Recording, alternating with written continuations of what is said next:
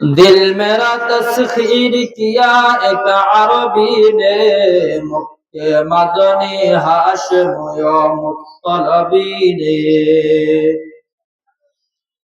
मुक्की मदनी हाशमियो मुत्तलबी ने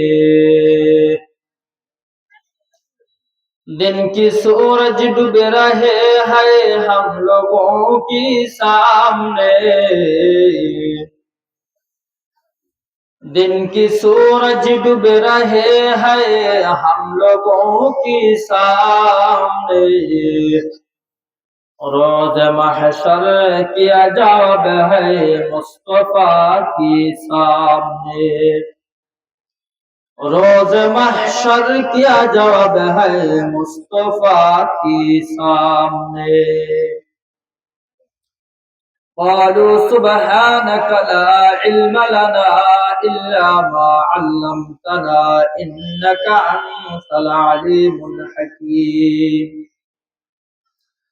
اللهم صل على محمد بعدد كل داء ودواء وبعدد كل علة وشفاء اللهم صل على محمد كلما ذكره الذاكرون وكلما غفل عن ذكره الغافلون الحمد لله আল্লাহ জাল্লা জালালুহু আম্মা নওয়ালুহু আলী শান দরবারে শুকরিয়া আদায় করি রব্বে করিম আমাদেরকে দয়ার মেহেরবানি করে বাটারি ট্যাক্স মহানী বাজার দারুল আবরার ইসলামিয়া মাদ্রাসার আজকের আজিম শান বাৎসরিক মাহফিল আসার তৌফিক দান করলেন এজন্য মুহাব্বতের সাথে অন্তরের থেকে শুকরিয়া আদায় করি আলহামদুলিল্লাহ আল্লাহ রাব্বুল আলামিন কোরআনুল কারীমের মধ্যে অনেকগুলো বিধিবিধান অবতীর্ণ করেছেন মুসলমানদেরকে উদ্দেশ্য করে যারা আল্লাহ তাআলাকে রব হিসাবে বিশ্বাস করে ইসলামকে চূড়ান্ত দিন আল্লাহর মনোনীত ধর্ম হিসাবে বিশ্বাস করে আল্লাহর রাসূল সাল্লাল্লাহু আলাইহি ওয়াসাল্লামকে সর্বশেষ এবং সর্বশ্রেষ্ঠ নবী হিসাবে বিশ্বাস করে ইসলামী পরিভাষার মধ্যে এদেরকে বলা হয় ঈমানদার মুসলমান এই মুসলমানদেরকে উদ্দেশ্য করে আল্লাহ তাআলা কোরআনের মধ্যে বিভিন্ন ভাবে বিভিন্ন শব্দে কিছু বিধান নাজিল করেছেন যেটা করণীয় আর কিছু বিধান নাজিল করেছেন যেটা বর্জনীয় এই বর্জনীয় গুলাকে বর্জন করা করণীয় গুলাকে রাসূলুল্লাহ সাল্লাল্লাহু আলাইহি ওয়াসাল্লামের তরিকা মতো করা এটাকে বলা হয় মুসলমানি জিন্দেগি মুসলমানি কোরআনুল কারীমের মধ্যে আল্লাহ তাআলা যত বিধিবিধান অবতীর্ণ করেছেন তার মধ্যে একটা বিধিবিধান হলো হালাল খাবার সম্পর্কে আল্লাহ তাআলা কোরআনের মধ্যে আলোচনা করেছেন হালাল খাবার এটা এত গুরুত্বপূর্ণ ইবাদত কোরআনুল কারীমের মধ্যে আল্লাহ তাআলা একাধিকবার বিভিন্ন ভাবে হালাল খাবারের বিষয়ে আলোচনা করেছেন এমনকি হালাল খাবার সম্পর্কে আল্লাহ তাআলা নবী রাসূলকে পর্যন্ত নির্দেশ করেছেন কোরআনুল কারীমের মধ্যে আল্লাহ তাআলা বলেন ইয়া আইয়ুহার রাসূল কুলু মিনাত তাইয়্যিবাত আল্লাহ রাব্বুল আলামিন কোরআনুল কারীমের মধ্যে সকল নবীদেরকে উদ্দেশ্য করে আয়াতে কারিমা নাযিল করেন রসুল রসুলের বহু বচন হলো রসুল আল্লাহ তাআলা যত রাসূল দুনিয়াতে পাঠিয়েছেন সকলের জন্য এই বিধান অবতীর্ণ করেছেন। আল্লাহ তাআলা বলেন, ইয়া আইয়ুহার রাসূল, হে রাসূলগণ, কুলু মিন তাইয়্যিবাত, হালাল খাবার। এখানে আল্লাহ তাআলা হালাল খাবারের আদেশ করেছেন। পৃথিবীতে মানুষকে আল্লাহ তাআলা পাঠিয়েছেন আল্লাহর ইবাদত করার জন্য। ইবাদত করা এটা আমাদের দায়িত্ব। মুসলমান ইবাদত করবে, এটা আল্লাহর উপর অনুগ্রহ নয়, বরং এটা আমাদের করণীয় দায়িত্ব। আল্লাহ তাআলা আমাদেরকে সৃষ্টির মূল কারণ এটাই যে আমরা আল্লাহ তাআলার ইবাদত করব। কোরআনুল কারীমের মধ্যে আল্লাহ তাআলা বলেন, ওমা খালাকতুল জিন্না ওয়াল ইনসা ইল্লা লিয়াবুদুন। আল্লাহ রাব্বুল আলামিন বলেন, জিন এবং মানুষকে আমি কেবলমাত্র আমি আল্লাহ তাআলার ইবাদত করার জন্য সৃষ্টি করেছি। আর যত সৃষ্টি আছে সকল সৃষ্টিকে সৃষ্টি করেছেন শুধুমাত্র আমাদের গোলামি করার জন্য। আর জিন জাতি এবং মানব জাতিকে সৃষ্টি করেছেন শুধুমাত্র আল্লাহ তাআলার ইবাদত করার জন্য। এই ইবাদত করার পূর্ব শর্ত হলো হালাল খাবার। আল্লাহ তাআলা বলেন, ইয়া আইয়ুহার রাসূল কুলু মিনাত তাইয়্যিবাত। আল্লাহ তাআলা বলেন, হে রাসূলগণ, আপনারা হালাল খাবার খাবেন, তারপরে ইবাদত করবেন। এই আয়াতে কারিমার অর্থ থেকে বোঝা যায় হালাল খাবারের উপর ইবাদত করা। ইবাদত কবুল হওয়ার জন্য পূর্ব শর্ত হলো হালাল খাবার খাওয়া। এই আয়াতে কারিমার মধ্যে মুফাসসিরিনে কেরাম লেখেন, পৃথিবীর মধ্যে কোন রাসূল গুনাহ করেন নাই, কোন রাসূল গুনাহ নাই। কেউ যদি রাসূল সম্পর্কে এমন আকীদা পোষণ করে রাসূল গুনাহগার, তাহলে তার ঈমান চলবে না। আহলে সুন্নাত ওয়াল জামাতের আকীদা হলো সকল রাসূল নিষ্পাপ, গুনাহ মুক্ত। এটা হলো আমাদের আকীদা। এমন নিষ্পাপ রাসূলদেরকে আল্লাহ তাআলা হালাল খাবারের কথা কেন বললেন?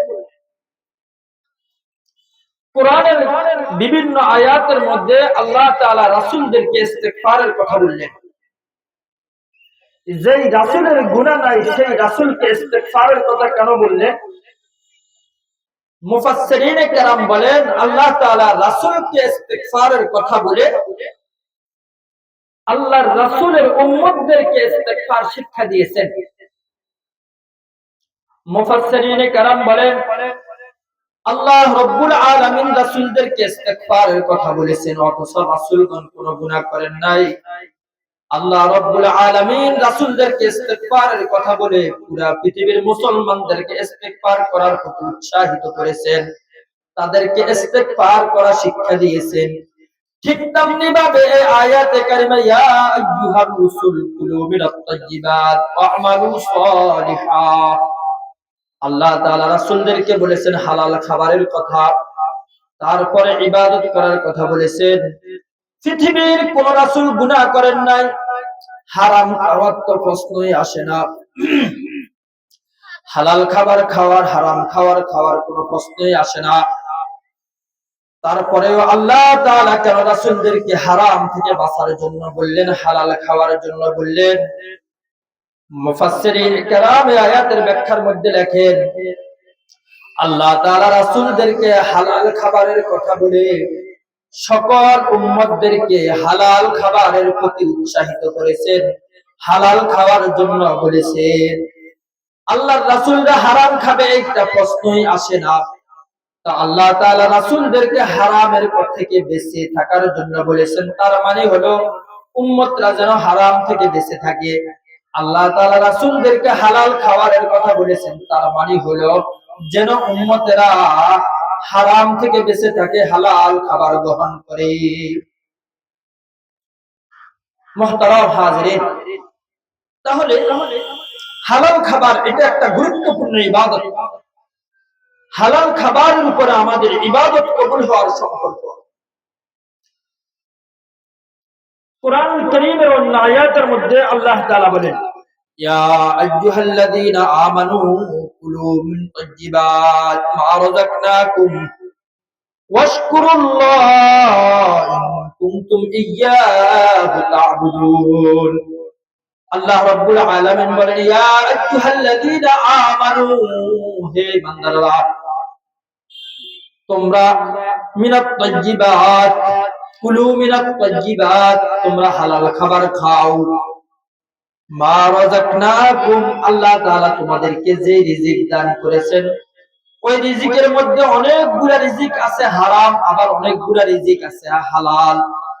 তোমরা হালাল খাবার ভক্ষণ করো এবং তোমরা আশকুরুল্লাহ, হালাল খাবারের পরে তোমাদের রবের শুকরিয়া আদায় করো, যিনি তোমাদের জন্য খাবারের ব্যবস্থা করেছেন, তোমরা সেই রবের শুকরিয়া আদায় করো। ইন কুনতুম ইয়্যাহু তা'বুদুন, যদি তোমরা তোমাদের রবের ইবাদত করো। এই জন্য এই আয়াতের মধ্যে আল্লাহ তাআলা ঈমানদারদেরকে হালাল খাবারের কথা বলেছেন, তারপরে শুকরিয়া আদায়ের কথা বলেছেন। তাহলে হালাল খাবার এটা একটা গুরুত্বপূর্ণ ইবাদত। আল্লাহ তাআলার যত বিধিবিধান আছে তার মধ্যে একটা গুরুত্বপূর্ণ বিধান হলো হালাল খাবার খাওয়া। তারপরে গিয়ে আল্লাহ তাআলা শুকরিয়া আদায় করা। হালাল খাবার এটা এত গুরুত্বপূর্ণ ইবাদত, শুধু নবীদেরকে বলেছেন এটা নয়, শুধু ইমানদারদেরকে বলেছেন এটা নয়, বরং আল্লাহ তাআলা পৃথিবীতে যত মানুষ আছে, চাই নবী হোক, চাই সাহাবী হোক, চাই শুধুমাত্র মুসলমান হোক, অথবা শুধুমাত্র মানুষ, চাই যে ধর্মের অবলম্বন করুক না কেন, আল্লাহ তাআলা সকল মানুষকে হালাল খাবারের কথা বলেছেন। আল্লাহ রাব্বুল আলামিন বলেন, ইয়া আইয়ুহান নাস কুলু মিম্মা ফিল আরদি হালালান তাইয়্যিবা।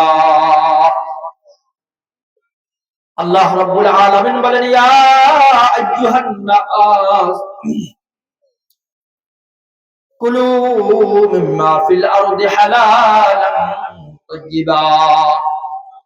হে মানুষ সকল, এই মানুষের মধ্যে পৃথিবীতে যত ধর্মের মানুষ আছে সকল মানুষ অন্তর্ভুক্ত, চাই মুসলমান হোক, চাই আস্তিক হোক আর নাস্তিক হোক, যেই ধর্ম অবলম্বন করো, আল্লাহ তাআলা সকল মানুষকে হালাল খাবারের কথা বলেছেন। মুফাসসিরিনে কেরাম এই আয়াতের ব্যাখ্যার মধ্যে লেখেন, আল্লাহ তাআলা রাসূলদেরকে হালাল খাবারের কথা বলেছেন, ঠিক আছে, আল্লাহ তাআলা ঈমানদারদেরকে হালাল খাবারের কথা বলেছেন, ঠিক আছে, কিন্তু আল্লাহ তাআলা সকল মানুষকে, চাই মুসলমান হোক কাফের হোক, চাই আস্তিক হোক আর নাস্তিক হোক, আল্লাহ তাআলা সকলকে হালাল খাবারের কথা কেন বলেছেন? এই আয়াতের ব্যাখ্যার মধ্যে মুফাসসিরিনে কালাম লেখেন, যদিও লোকটা কাফের হোক না কেন, যদিও লোকটা নাস্তিক হোক না কেন, হালাল খাবারের বরকতে হতে পারে মৃত্যুর আগে তার ঈমান নসিব হতে পারে। আল্লাহু আকবার। হালাল খাবারের এত গুরুত্ব, যদিও লোকটা কাফের হোক, যদিও লোকটা নাস্তিক হোক না কেন, শুধুমাত্র হালাল খাবারের কারণে হতে পারে মৃত্যুর আগে তার ঈমান নসিব হবে। এজন্য হালাল খাবার এটা এত গুরুত্বপূর্ণ ইবাদত। আল্লাহ তাআলা রাসূলদেরকে হালাল খাবারের কথা বলেছেন, আল্লাহ তাআলা ঈমানদারদেরকে হালাল খাবারের কথা বলেছেন, আল্লাহ তাআলা পুরো পৃথিবীর আস্তিক নাস্তিক কাফের বেঈমান মুসলমান সকলকে হালাল খাবারের কথা বলেছেন। এজন্য আমাদের উচিত হলো দুনিয়াতে জিন্দেগি পরিচালনা করার ক্ষেত্রে, পরিবার পরিচালনা করার ক্ষেত্রে, নিজের খাবারের ক্ষেত্রে, নিজের পরিবার পরিচালনার ক্ষেত্রে, হালাল এবং হারামের ক্ষেত্রে খুব গুরুত্বের সাথে সচেতনতার সাথে জীবন যাপন করা। দুনিয়াতে হারাম খেলেও জিন্দেগি চলে যাবে,